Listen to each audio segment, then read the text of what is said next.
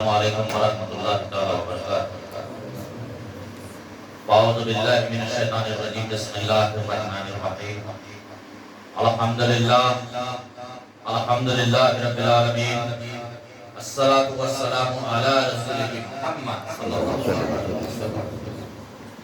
وقال اللہ تعالی فی القرآن المجید والفرقان الحمید، انہ کان توابا۔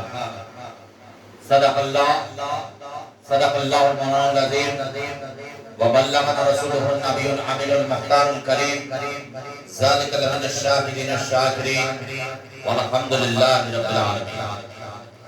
وقال اللہ تعالی فی شان حبیبہ الکریم، ان اللہ وملائکتہ یصلون علی النبی یا ایھا الذین آمنوا صلوا علیہ وسلموا تسلیما۔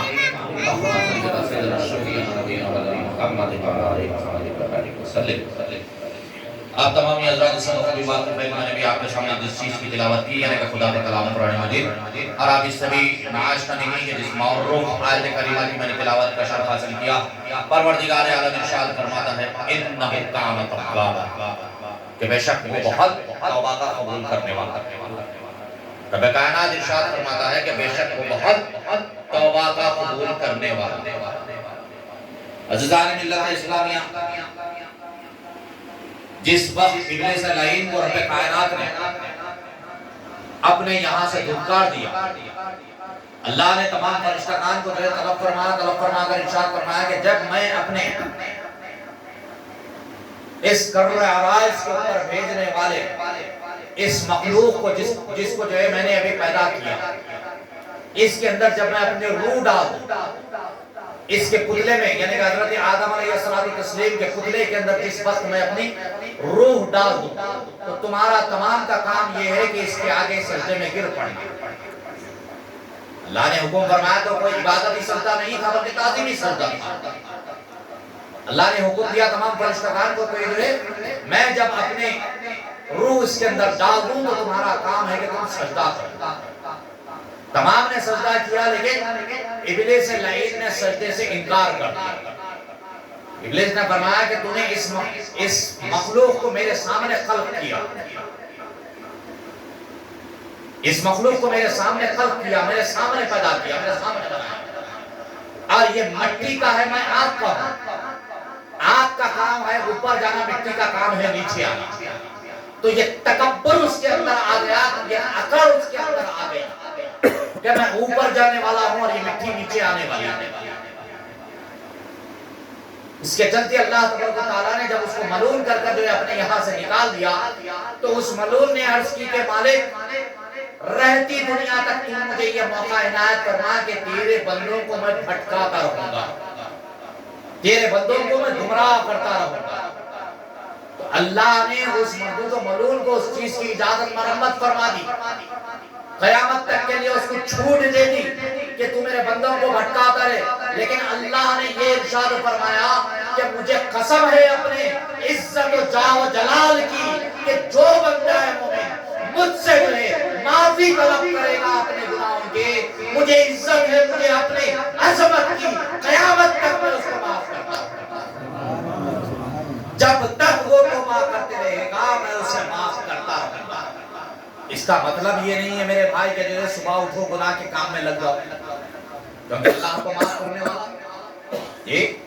اس بات کا تو ہمیں نالج ہے کہ جو ہے اللہ معاف کرنے والا ہے، تو لا محالہ جو ہے اب آپ گناہ کرنے لگ جاؤ، ایسا نہیں ہو سکتا۔ میرے آقا حضور پاک علیہ الصلوۃ والتسلیم نے ارشاد فرمایا کہ توبہ سچی وہ ہے جس کے اوپر بندہ مومن قائم رہے، جس کے اوپر جو ہے بندہ مومن قائم رہ جائے، توبہ اسے کہا گیا کہ جب گناہ ہو جائے تو ندامت کے آنسو آنکھ میں ہو اور دل اور روح جو ہے اللہ کے حضور تھرانے لگے اور اللہ کے حضور اپنے گناہوں کی معافی طلب کرتا ہوا بندہ سجدے کی حالت میں گڑ گڑائے کہ مولا جو گناہ میں نے کر دیا ہے اس گناہ کو تو معاف فرما دے، آئندہ پھر میں اس گناہ سے بچنے والا بن جاؤں۔ اس توبہ کی جانب توجہ کیا گیا، اس توبہ کی جانب توجہ دلائی گئی۔ چنانچہ تھوڑا سا ان کو کمزور میں رہے، چنانچہ جو ہے حضور پاک علیہ السلام کی بارگاہ میں کسکرا میں ایک شخص حاضر ہوا، عرض گزار ہوا کہ اللہ کے رسول صلی اللہ علیہ وسلم مجھ سے بہت زیادہ گناہ ہو گئے ہیں، تو اللہ کے رسول صلی اللہ علیہ وسلم نے فرمایا کہ جو ہے کتنے گناہ ہو گئے؟ تو عرض کرنے لگا کہ جس کے شمار نہیں کیا جا سکتا. تو میرے آقا سرکار دو عالم صلی اللہ علیہ وسلم نے پوچھا کیا آسمان کے ستاروں سے زیادہ؟ تو عرض گزار ہوا کہ شاید اللہ کے رسول اس سے زیادہ. تو میرے آقا نے عرض کیا، میرے آقا نے ارشاد فرمایا کہ درخت کے پتوں سے زیادہ، روئے زمین پہ جتنے درخت ہیں ان کے پتوں سے زیادہ. تو عرض کرنے لگا کہ شاید ہی اللہ کے رسول اس سے زیادہ تھے.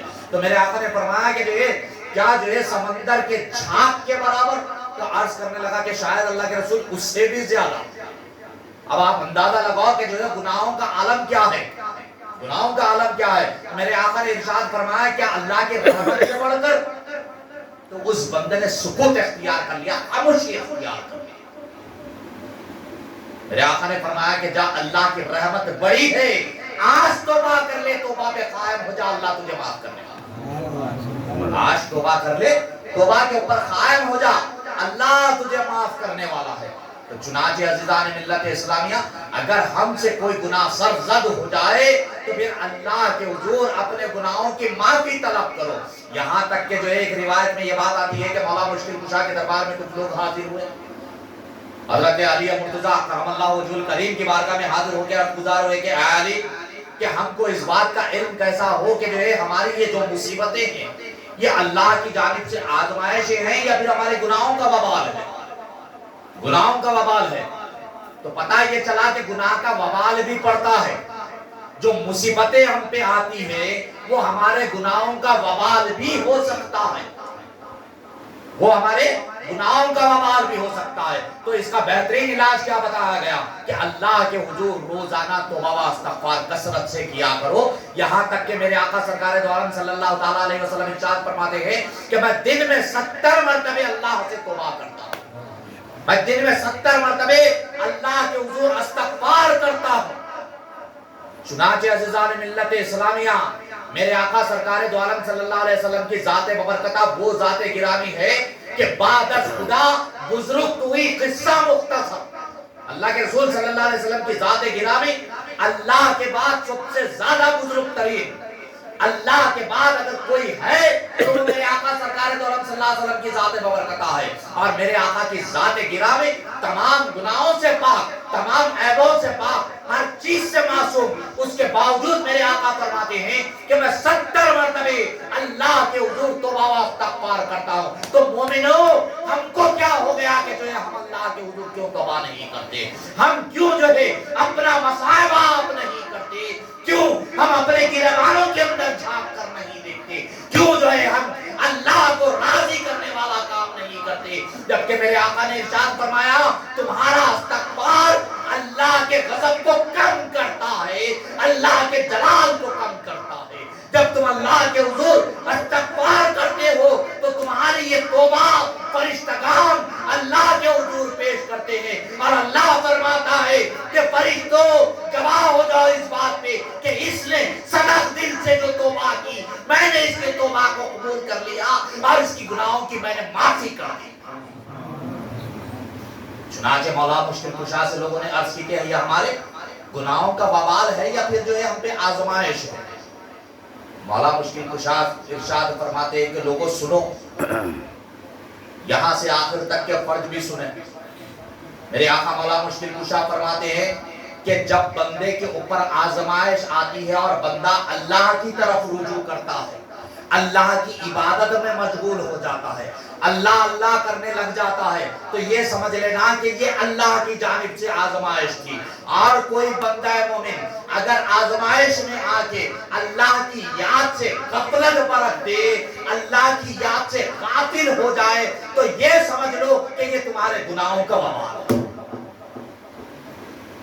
یہ تمہارے گناہوں کا وبال ہے. اگر یاد الہی دل سے نکل گئی تو اس سے زیادہ اور بڑی بدقسمتی کیا ہوگی، اس سے زیادہ بڑا عذاب کیا ہوگا کہ اللہ نے تم سے وہ توفیق چھین لی کہ تم اس کے سامنے سجدہ ریز ہوتے. اللہ نے تم سے وہ توفیق کھینچ لی کہ تمہاری زبان اللہ کی یاد میں ہوتی، اللہ کی یاد میں تمہاری زبان ہوتی، تمہاری زبان اللہ کی یاد سے تر ہوتی. اللہ نے وہ توفیق تم سے چھین لی، اس سے زیادہ اور بدترین سزا تم کو کیا چاہیے؟ اسی لیے میں کہتا ہوں بار بار، اللہ کی یاد سے غفلت مت برتو، اللہ کی یاد سے غفلت مت برتو۔ یہ جو حلقہ ذکر منعقد کرنے کا مقصد کیا ہے میرے بھائی؟ کیا مجھے ضرورت ہے اس چیز کی؟ اللہ اس کے رسول کا کروڑہاں مرتبہ شکر و احسان ہے کہ وہ مجھ سے جو ہے ذکر کرواتا ہے اور میں ذکر کرتا ہوں۔ دن میں ایک ہی وقت، شاید ایک ہی وقت کہوں، اللہ تو کہتا ہوں کم سے کم، تو مجھے یہ حلقہ ذکر منعقد کرنے کی ضرورت کیا ہے؟ میری کوشش یہی ہے کہ ہم تمام مل کر اللہ کو یاد کرنے والے بن جائیں، ہم تمام مل کر جو ہے اللہ اس کے رسول کو یاد کرنے والے بن جائیں۔ عزیزان ملت اسلامیہ، خدا کے لیے اللہ کو یاد کرنے والے بن جائیں۔ ہر روز، ہر نماز کی ہر رکعت میں کہتے ہو نا، ایاک نعبد و ایاک نستعین، کہتے ہو کہ ہم تیری عبادت کرتے ہو اور تجھی سے مدد چاہتے ہیں، ہر نماز میں کہتے ہو، تو پھر وہ دکھاوا ہے جو ہر نماز کی ہر رکعت میں جو کہتے ہو، کیا پھر وہ دکھاوا ہے؟ ہم تیری عبادت کرتے ہیں، اعلان کرتے ہو ہر وقت، ہر نماز کی ہر رکعت میں اعلان کرتے ہو کہ ہم تیری عبادت کرتے ہیں اور تجھی سے مدد چاہتے ہیں، لیکن پھر کہاں میرے بھائی عملی طور پہ جب آتے ہو، نماز کے باہر جب آ گئے تو پھر حقیقت کیا ہے؟ حقیقت اس سے باہر ہے، بالکل اس سے جدا ہے حقیقت، بالکل۔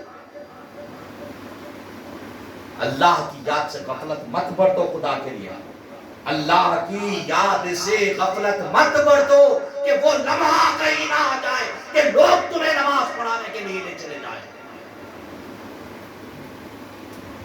وہ لمحہ نہ آ جائے کہیں زندگی کا آخری کہ لوگ تمہاری نماز پڑھانے کے لیے لے چلے جائیں۔ اس سے پہلے اپنے سجدوں سے اپنے رب کو راضی کر لو، اپنے سجدوں کو اللہ کے لیے سجا دو، اپنی پیشانیوں کو رب کی بارگاہ میں جھکا دو، اللہ کو راضی کر لو کہ وہ وقت نہ آ جائے کہ کئی لوگ تمہیں نماز کے لیے لے کر نہ چلے جائیں۔ کیا تم نے اس چیز کو بھلا دیا؟ بچہ پیدا ہوا، ایک کان میں اذان کہہ دی گئی، دوسرے کان میں اقامت ہو گئی، اب اقامت اور نماز کے درمیان میں امام کے تکبیر اولا اللہ اکبر کہنے کا انتظار ہے بس صرف، کیونکہ نماز جنازہ وہ نہیں ہے جس کی کوئی اذان اور اقامت نہیں ہے، نماز جنازہ وہ ہے جس کی کوئی اذان اور اقامت نہیں ہے، اذان اور اقامت کے بغیر ہونے والی نماز جنازہ ہوتی ہے۔ اب امام جو اللہ اکبر کہنا ہے تو صرف وقفہ کتنا ہے، کیونکہ یہاں پہ اذان بھی ہو گئی اور اس کی اقامت بھی ہو گئی، اب جو تکبیر کے درمیان کا وہ وقت ہے اس کا نام زندگی ہے، اس کا نام زندگی ہے۔ تو یہ زندگی جو گزار رہے ہو نا میرے بھائی، اقامت اور تکبیر اولا کے درمیان کا وقت ہے، نماز کے تکبیر اولا اور اقامت کے درمیان کا وقت، اس میں اتنے سارے کھیل اس کے اندر ہیں، تو کم سے کم اپنے آپ کو توبہ کرنے والے بناؤ، کم سے کم جو ہے توبہ و استغفار کر اللہ کو راضی کرنے والے بن جاؤ، اللہ کی رضا والی زندگی گزارو، اللہ کی یاد میں زندگی گزارو، اپنے آپ کو اللہ کا عبد بناؤ، اللہ کا بندہ بناؤ۔ مخلوق تو 18,000 عالموں کو اللہ نے پیدا فرمایا ہے، لیکن اس میں اللہ نے تم کو اشرف بنا کر پیدا کیا، تم اشرف المخلوق ہو۔ اس بات کو، اس منصب کو جو اللہ نے تمہیں دیا ہے، اس کو قطعی بھولنے کی ضرورت نہیں ہے۔ اللہ نے اس عرائض کے اوپر، اس زمین کے اوپر، اس خطے کے اوپر تم کو اپنا خلیفہ مقرر کر اپنا نائب مقرر کر جب بھیجا ہے، تو وہ اللہ نے جو تمہیں اشرف بنا کر اشرف بنا کر اس زمین کے اوپر بھیجا ہے، تو اس کی عبادت کر اس کے سامنے سجدے کر اس کی یاد میں زندگی بسر کر اپنے آپ کو اس کا بندہ بنا دو۔ بندے میں فرق ہوتا ہے میرے بھائی، کروڑہاں انسانوں کو اللہ نے پیدا کیا، لیکن چند وہ ہے جن کو اللہ نے ایمان سے سرفراز کیا۔ اس کی عبادت کرنے والا بنایا ہے، اس کا نام لینے والا بنایا ہے۔ یہ چند ہے وہ جن کو اللہ نے اپنا نام لیوا بنایا ہے۔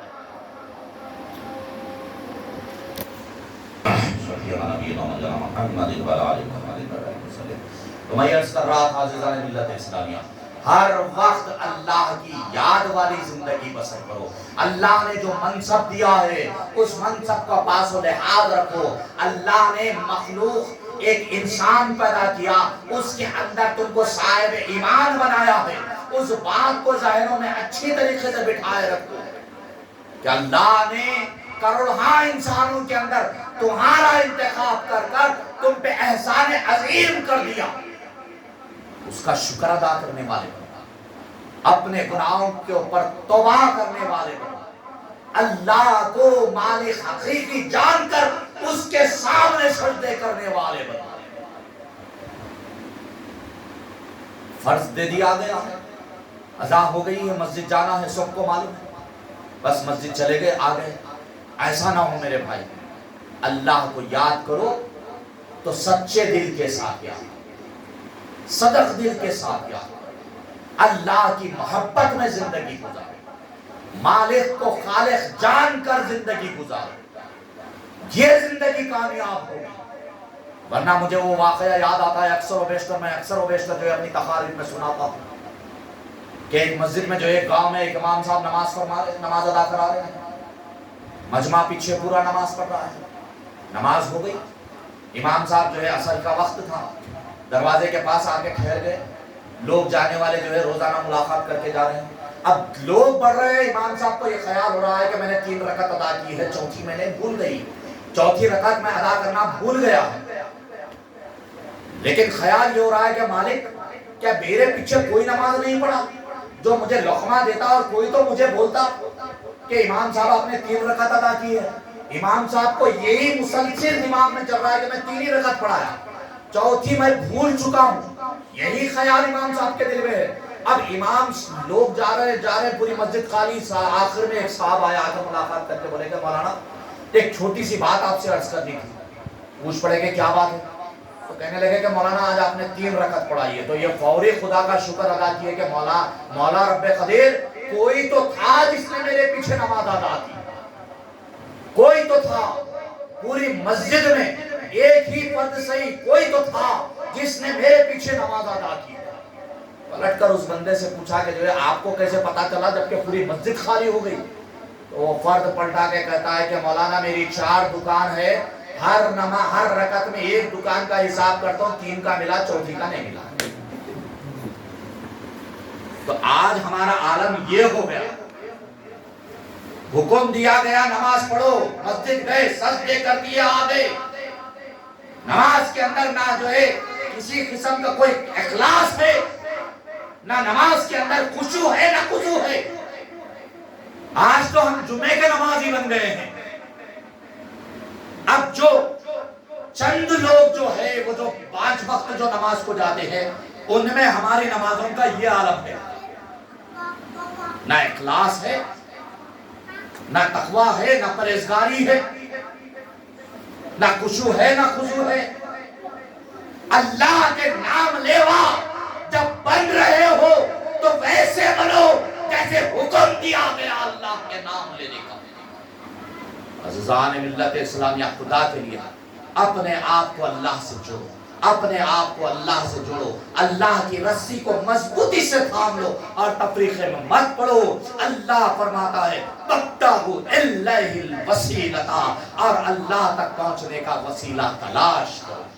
تو یہی وہ خانقاہیں ہیں جو اللہ تک پہنچنے کا ایک وسیلہ ہے، ایک ذریعہ ہے، جہاں جو ہے یہ حلقے منعقد کر کر، یہ ذکر کی محفل منعقد کر کر یہی تو کوشش کی جاتی ہے کہ بندوں کو رب سے جوڑا جائے، بندوں کو رب سے جوڑا جائے۔ یہاں وقت دینے کا مقصد صرف یہی ہے کہ اللہ کی یاد ہمارے دلوں کے اندر جو ہے ہمیشہ قائم رہے۔ جب جو ذکر ہوتا ہے تو یہ ذکر جو ہے آپ کی زبانوں کو تر کیا ہوا رہتا ہے، آپ کے قلوب کے اندر اللہ کی یاد ہو جاتی ہے۔ صوفیاء اکرام بیان فرماتے ہیں، حدیث میں بات آتی ہے کہ جب بندہ مومن مسلسل اللہ کی یاد میں مشغول ہو جاتا ہے، اللہ کے ذکر میں مشغول ہو جاتا ہے، تو اس کی زبان ہی نہیں بلکہ اس کے جسم کے اعضاء بھی اللہ کو یاد کرتے ہیں، بلکہ جو ہے اس کا قلب بھی اللہ کو یاد کرتا ہے، اس کی روح بھی اللہ کو یاد کرتی ہے۔ اور فرمایا گیا کہ ایسے ہی بندے ہوتے ہیں جس وقت ان کی روح ان کے جسم سے جدا ہوتی ہے، تب بھی ان کی زبانوں سے، ان کے قلب سے، ان کی روح سے، اللہ کی یاد سے وہ کبھی غفلت نہیں برتتے۔ ان کی روح، ان کا قلب، ان کی زبان اللہ کو یاد کرتے ہوئے، لبیک کہتے ہوئے جب اللہ کی بارگاہ میں پہنچتی ہے تو اللہ فرماتا ہے کہ جو بندہ مجھے یاد کرتے ہوئے میرے پاس آ گیا تو مجھے حیا آتی ہے، مجھے شرم آتی ہے کہ میں اس کا کوئی حساب کتاب لوں، تو خبر کی پہلی منزل ہی اس کے لیے آسان کر دی جاتی ہے، اس کے لیے جو ہے خبر کو جو ہے وسیع کر دیا جاتا ہے، جنت کے باغوں میں سے ایک باغ بنا دیا جاتا ہے، یہاں تک کہ جو ہے حشر کے میدان میں جب وہ پہنچتا ہے تو سائے رحمت اسے گھیرا ہوا ہوتا ہے، اور پیارے آقا سرکار دو عالم صلی اللہ علیہ وسلم کی کملی مبارکہ میں جو ہے اس شخص کو جگہ دی جاتی ہے جو زمین پہ اللہ اللہ کرتے ہوئے نظر آتا ہے۔ وَمَا عَلَيْنَا إِلَّا الْبَلَاغُ وَآخِرُ دَعْوَاهُمْ أَنِ الْحَمْدُ لِلَّهِ رَبِّ الْعَالَمِينَ۔ السلام علیکم ورحمۃ اللہ وبرکاتہ۔